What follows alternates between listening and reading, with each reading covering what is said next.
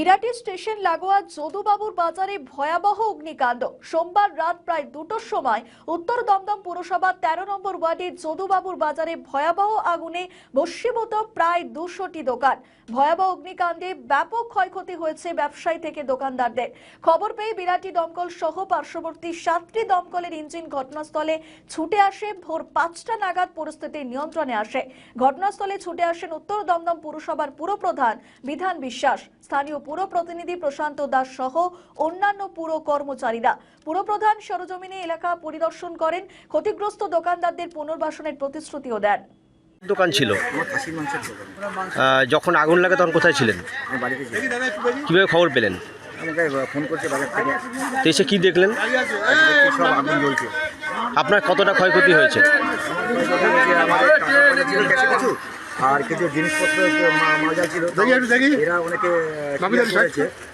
হ্যাঁ, আমার কিছু না গেলেও আরও সব অন্যান্য দোকানদারদের অনেক ক্ষয়ক্ষতি হয়েছে। আপনার নাম? আমার সবজি এবং আলু। কতদিন ধরে ব্যবসা করছেন? আমার ব্যবসার টোটাল বয়স হয়েছে 58 বছর। আচ্ছা, 2001 সালে একবার লেগেছিল, তারপর 2025 সাল। হ্যাঁ, আপনাদের মধ্যে কোনো জায়গায় কোনো কিছু দেখতে যে সেরকম নিরাপত্তার কিছু না সেরকম কিছু মনে হচ্ছে না।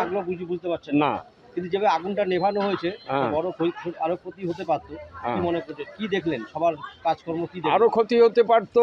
ক্ষতি তো যা হওয়ার হয়েই গেছে, কিন্তু আশেপাশে বাড়িগুলো রয়েছে, তাদেরও তো অসুবিধা হতে পারতো। কিন্তু আমাদের তো সবই গেছে। কি চাইছেন এখন দেখি আমাদের প্রশাসন কি করে। আস্থা আছে তাদের উপরে? বহুত আস্থা আছে প্রশাসনের পরে।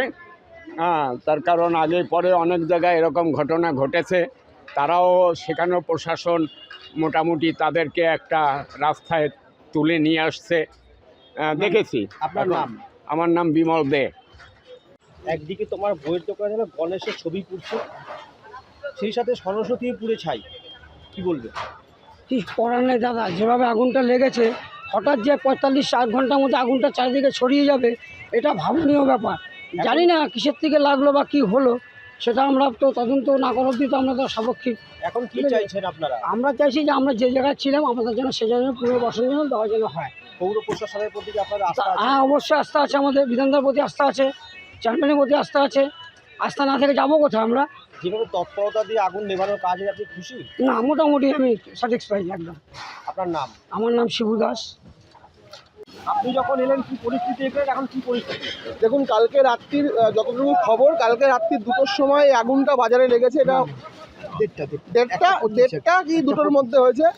তার কিছুক্ষণের মধ্যে আমাদের মাননীয় পৌরপ্রধান শ্রী বিধান বিশ্বাস মহাশয় এখানে আছেন এবং কাউন্সিলর, দুটো ওয়ার্ডের কাউন্সিলারই বা আমাদের যারা পৌরসভার আধিকারিকরা ছিল রাত থেকেই ছিল, এবং আমরা সকালবেলা থেকে সমস্ত রকম আগুন নেভানোর জন্য পৌরসভাগতভাবে যতটুকু পদক্ষেপ গ্রহণ করার নির্দেশ পৌরপ্রধান আমাদেরকে দিয়েছেন, আমাদের সিআইসি যেরকম নির্দেশ দিয়েছেন, আমরা সেই মতন করে লোকাল পুলিশ এবং ফায়ার ব্রিগেডের সাথে সহযোগিতা করছি যাতে আগুনটা তাড়াতাড়ি করে নেভানো যায়।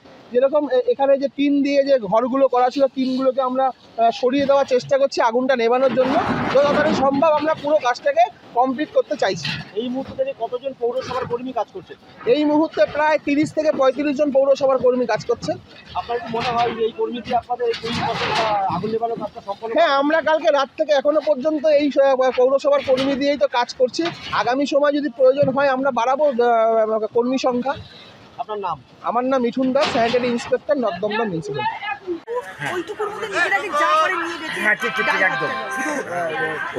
আমাদের ভিডিও ভালো লাগলে লাইক ও শেয়ার করুন, কমেন্ট সেকশনে আপনাদের মতামত জানান।